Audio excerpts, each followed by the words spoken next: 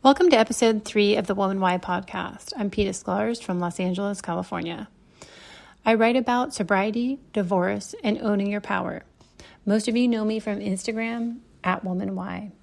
Possibly you are on my email list to receive emails of my weekly blog on my website, womanwhy.com.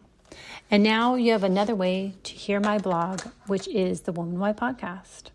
On this episode, I will be reading my post from January 14th, 2018.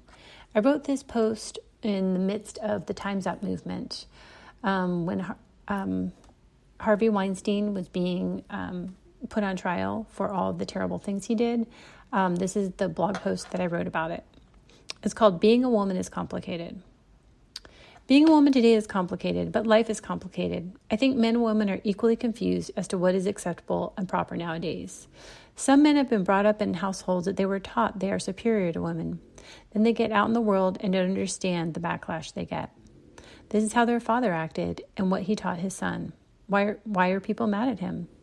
We need a re-education and a change in mindset, and we need patience. These thoughts and ideas won't go away overnight.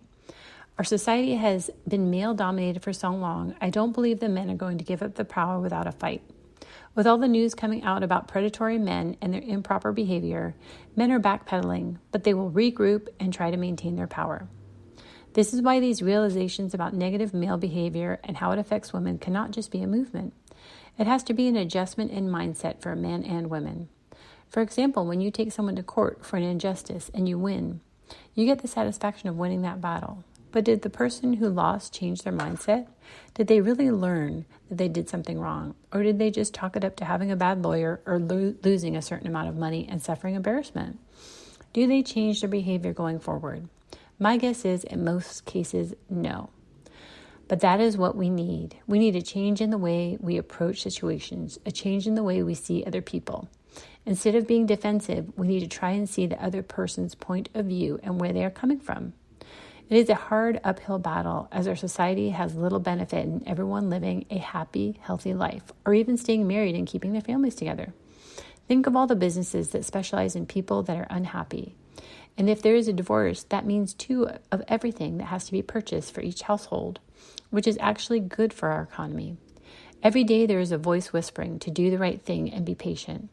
While so much of our society shouts out at us to make money, be beautiful at all times, and leads us to think that we deserve immediate results and rewards. These messages overshadow the people that are being hurt along the way in a race to get these things that never fully satisfy us. Encouraged by these messages are the powerful men who have hurt and dehumanized women because they feel entitled to take what they want at the moment they want it. They have been led to believe that they deserve immediate gratification because that is a good question. We don't know the answer to that. They don't even know the answer to why they feel they are entitled. It is just the way it is, and it has to change. The Time's Up movement is long overdue, but we have to do more. I am glad that the men who have terrorized and belittled women are being called out. They need to be called out, and it's good that it is public so that all the men, especially younger men, realize that it is not acceptable behavior. But how did we get here? What are the thoughts and behaviors that we have accepted without realizing it that got us here? This didn't happen overnight, and it won't go away overnight. We need to update our foundation from which we make our decisions. If we remodel the inside of the house and don't fix the problems in the foundation, we are wasting our time because the house will eventually crumble.